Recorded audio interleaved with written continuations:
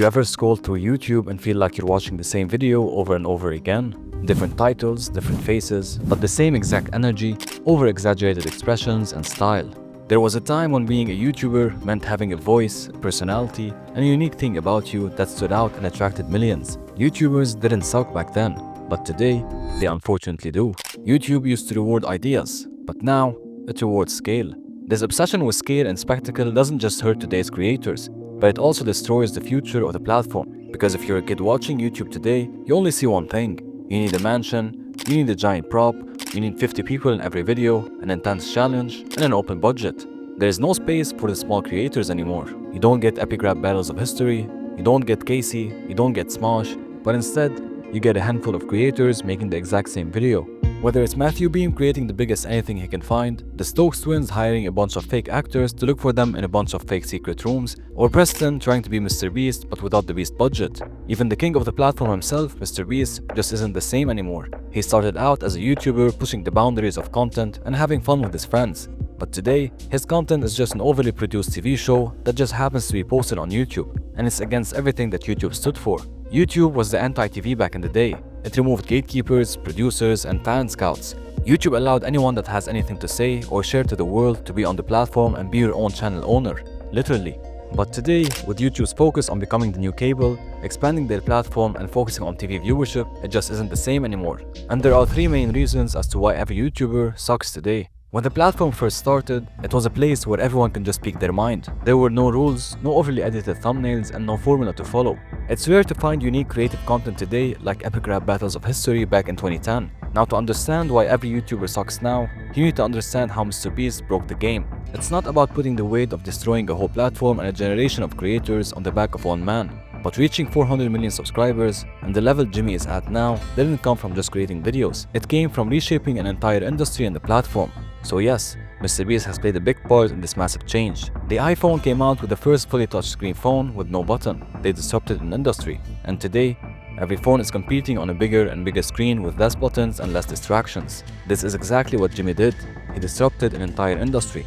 Jimmy knew he needed to be different. He knew that in order to break through, he needed to bring something new to the table. He studied what works, what makes people click, and what's missing on the platform, and took advantage of that. By doing this, he created a whole new genre of content all about giving away millions of dollars, doing weird challenges, and adding high-stakes element to each upload. There's always something on the line. There's always a challenge, a cash prize, or something epic that needs to happen. This worked out brilliantly for Jimmy, as he was getting millions of views with every upload, making more money to fund even crazier challenges and give away bigger and bigger cash prizes, and the cycle continues. And of course, everyone else saw it. They saw the views, the money, and the blueprint. And that's when things started to shift, because once it was clear that the Mr. Beast style content could pull in tens of millions of views every single week, the race began. Dozens then hundreds of creators started copying the format. Fast cuts, big spectacle challenge, large sums of money, biggest anything in the world, and so on. But by that time, Jimmy of course was far ahead of everyone. Yet, it didn't stop every new creator to jump in and get his fair share of the views this format was getting. And so, a new YouTube genre was born.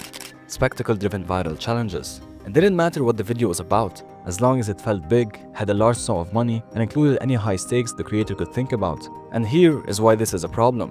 When everyone is making spectacle content, the spectacle stops being special and starts becoming overly produced noise. It becomes content that only exists to outdo the video that came before it. You have to spend more, go bigger, cut faster, and yell louder, because if you don't, the millions of views will just go to someone else that is. And the worst part is that it works, because the algorithm rewards whatever people click on, and people keep clicking on the same type of videos. Now, to be fair, this isn't entirely Jimmy's fault. He found something that worked and scaled it. He didn't ruin YouTube, he just figured it out before anyone else did. The problem isn't Mr. Beast. The problem is what happened after Mr. Beast. All the creators who saw the success and thought, if I do the same, maybe I'll win too. But they forgot the most important rule in content creation. You don't win by copying the leader, you win by doing something different. And that's why it feels like every YouTuber sucks now, because every YouTuber is doing the same thing. Instead of being themselves, they're all trying to be a worse version of someone else, or they just don't care about the content anymore.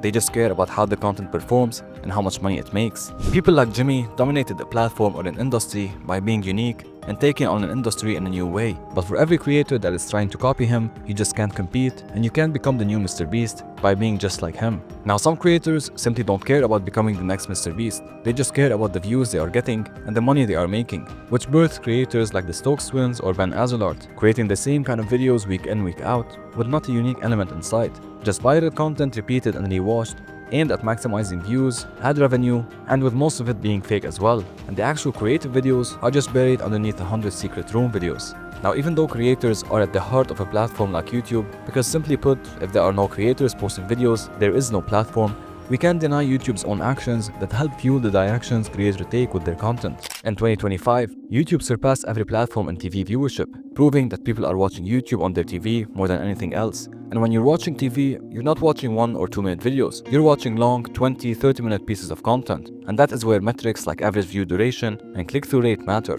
Because TV audiences don't click through 10 different videos in a row, they sit back and they binge. And YouTube knows that. So now, it's not just about who has the most clicks, it's about who can keep a person sitting on their couch watching your video for 80 minutes without touching the remote. And that's exactly what these spectacle-driven challenge videos do. They hook you, they dangle a prize, they promise something absurd at the end and keep the stakes high, and then they stretch it for the entirety of the video. With YouTube rewarding videos that people click on and watch the most, creators started to study and focus on how to maximize these two metrics. And in today's time, what works is the exact type of content Mr. Beast created: high-stakes, engagement-based challenge videos. YouTube doesn't care about how creative your video is. It doesn't care if it's meaningful, fake, loud, manipulative, or straight-up brain-melting. YouTube cares about one thing: did people click, and how long did they stay? That's why creators spend more time designing thumbnails than scripting videos, and they front-load tension and fake stakes in every upload. Because creators aren't making videos anymore, they're making retention machines. That's why we don't see any new weird channels break out like we used to.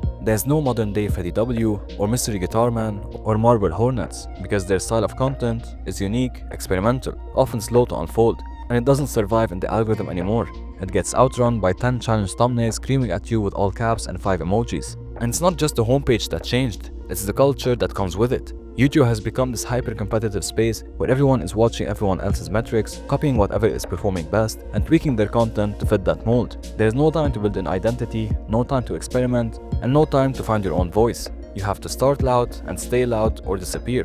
But this is also not entirely YouTube's fault, because at the end of the day, YouTube is looking out for its own personal good. They want to be the most watched platform and have their users spend the most amount of time on their platform. So if people are clicking and watching these videos, is it really YouTube's fault for pushing them even more, or is it our fault for clicking and watching in the first place? YouTube didn't suddenly decide that fast-paced challenge videos should dominate the homepage. It figured that out by watching what we click on and watch, tracking also what we stop watching halfway through and what we ignore on our homepages. It's all data that the system is taking in to give us more of what we already respond to. Over time, that turns into a kind of conditioning. We're no longer choosing what to watch. We're being trained to want whatever is most clickable. It's like the fast food of video content. Quick hits of dopamine, loud intros, high stakes, and big reactions. And the longer we stay in the loop, the harder it is for anything different to hold our attention. So even when someone does try to make something real, personal, or a little weird, it doesn't stand a chance. This is what people don't talk about enough. The fact that we, the audience, are feeding the very system we complain about. We say we miss the old YouTube, and we say we want originality, but we don't watch it, we don't share it,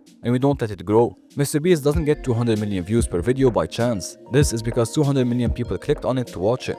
And all of this is data for YouTube to use and serve these same 200 million people more videos like it. So yes, YouTubers today suck. It's just not the same anymore. But it's also how we as a society changed. Italian brain rot content taking over the internet says a lot about the content that does well in today's social media age. There is still originality and unique creators out there. People just don't care.